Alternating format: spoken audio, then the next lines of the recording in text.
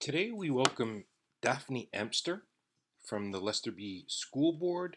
She works at Edgewater Elementary and she is a grade 4 or 5 teacher.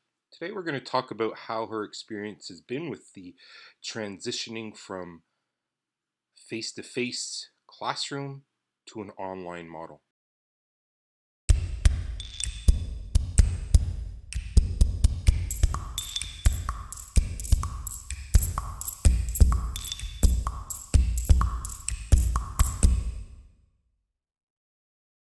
What has been some of the advice that you're giving to parents at home teaching their kids or keeping them, trying to keep them engaged and the learning going on? Like, what are some of your advices that you throw their way?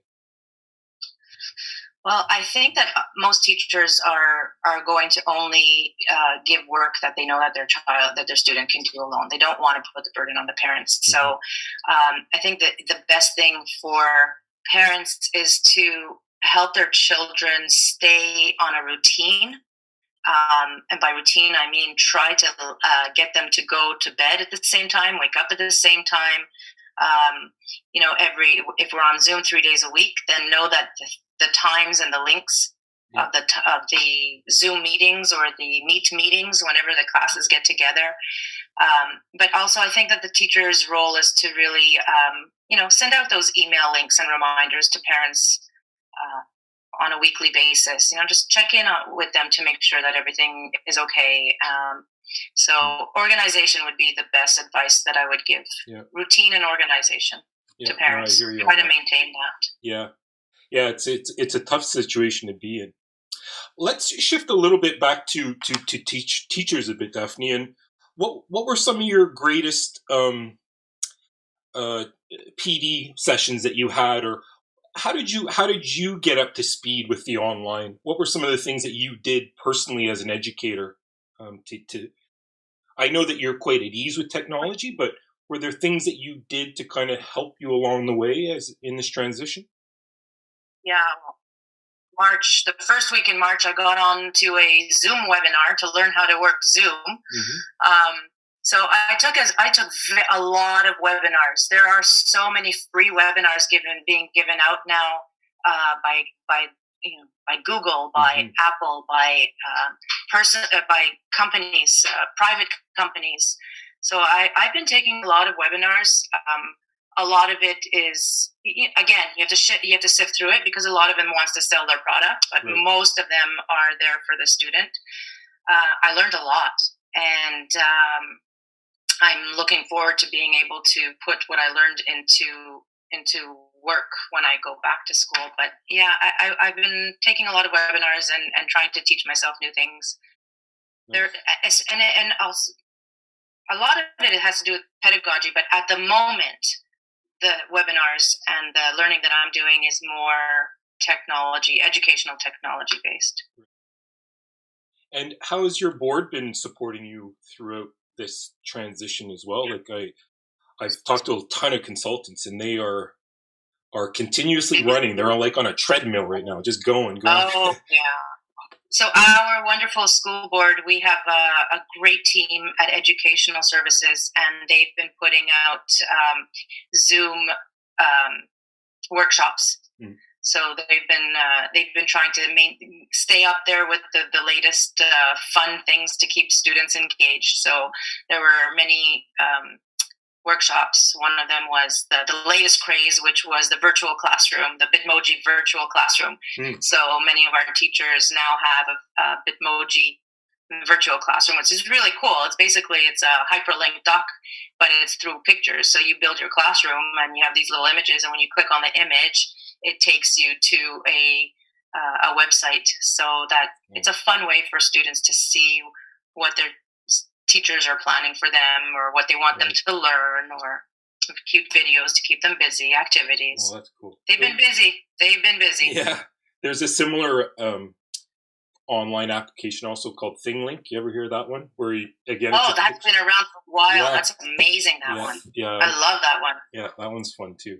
And it gives those visuals too, eh? It's like, so where do you teach? Are you at home, or do you go into school sometimes to teach, or how do you go about it?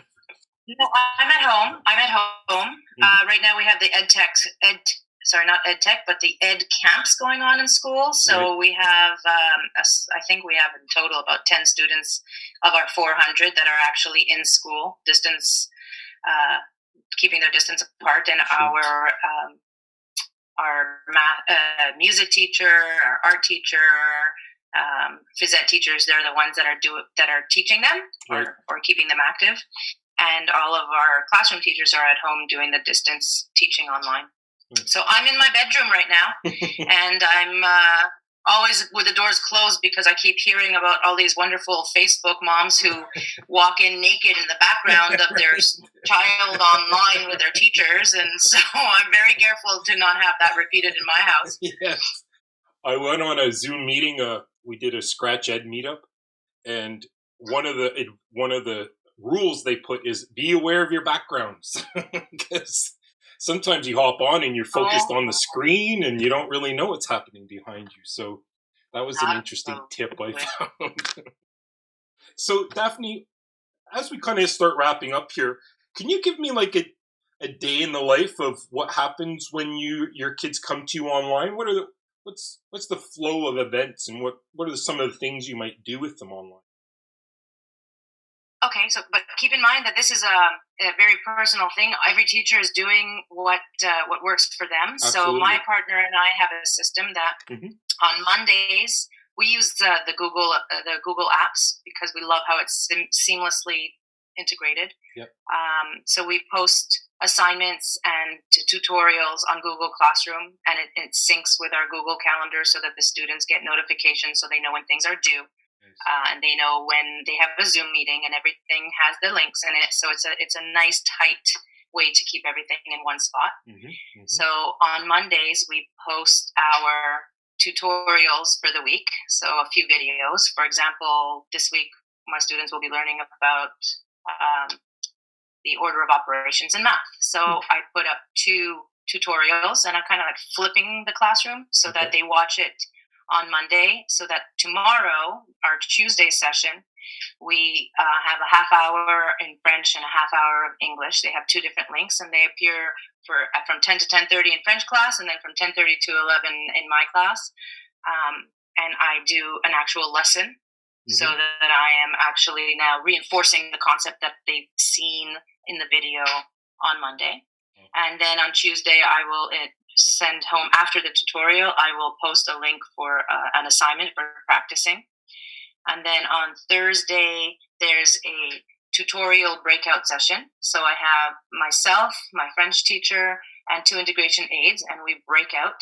Whoever shows up for a tutorial, they need help, we break out into rooms with an adult so that everybody has more, like, I would say it's about 3 to 1 ratio, so that we can help them focus on problems that they're having. And then on Fridays, we have a Zoom lesson where we have a gamified assessment.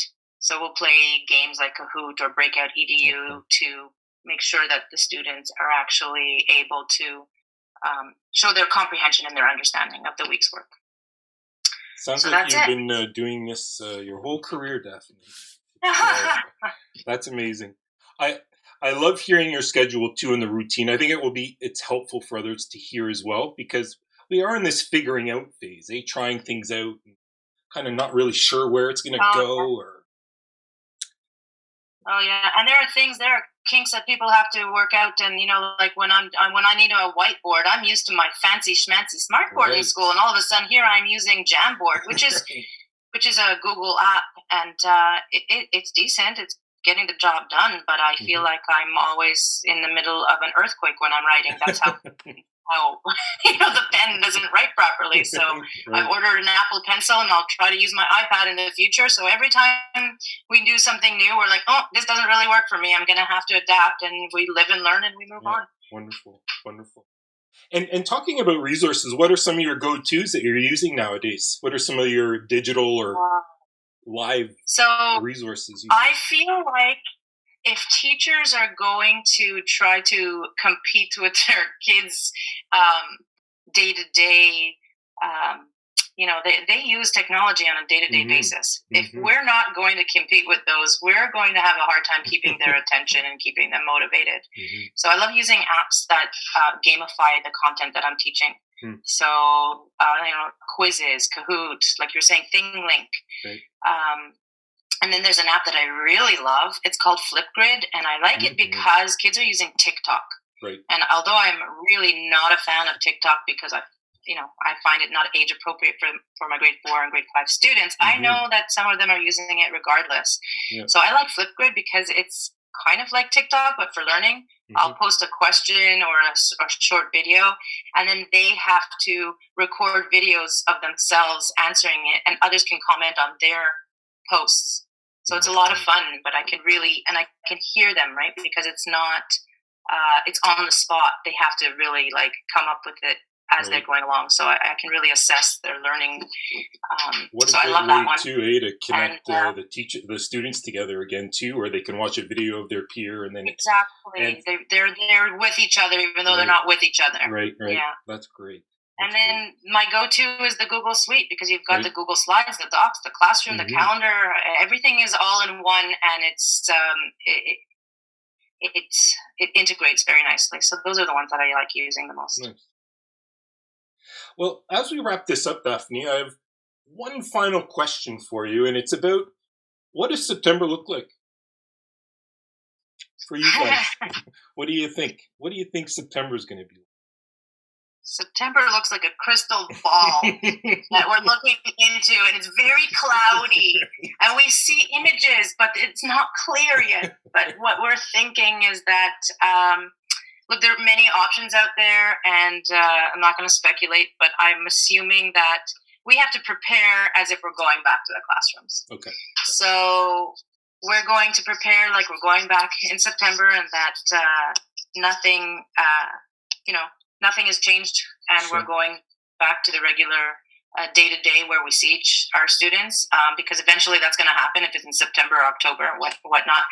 Right. But I'm really, out of everything that has happened, everything happens for a reason, and I'm really actually looking forward to seeing what teachers come up with now that they've been pushed out of their comfort zone and that they've been forced to maybe do things that they would have never done if they were in the classroom. So it's a shift that's happening, and it's going to be interesting. I'm really looking forward to seeing the creative part.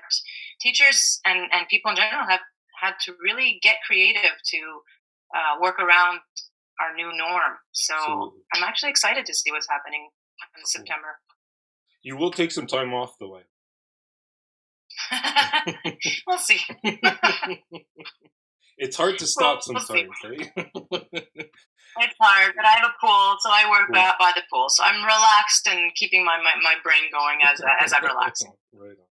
Well, I just want to thank you so much, Daphne, for taking some time to just have a conversation about our educational world right now, and I'm sure a lot of your comments and your experiences is going to be super helpful for a lot of teachers out there.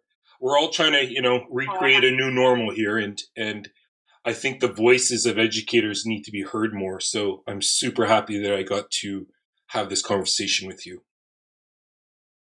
So am I. Thank you, Chris. And to all your teachers out there, cut yourself some slack. Yeah. We're doing this for the first time. It's not going to be right the first attempt. So, pat yourself on the back. We're doing a kick-ass job. Ooh, am I allowed saying that? You might have to edit that. We're doing a really great job, teachers. We are. And thank you for those words of encouragement. And you have yourself a wonderful summer. And I'm going to be talking to you soon. I hope so. Very soon. Have a great summer. All right. Take care. Thanks so much.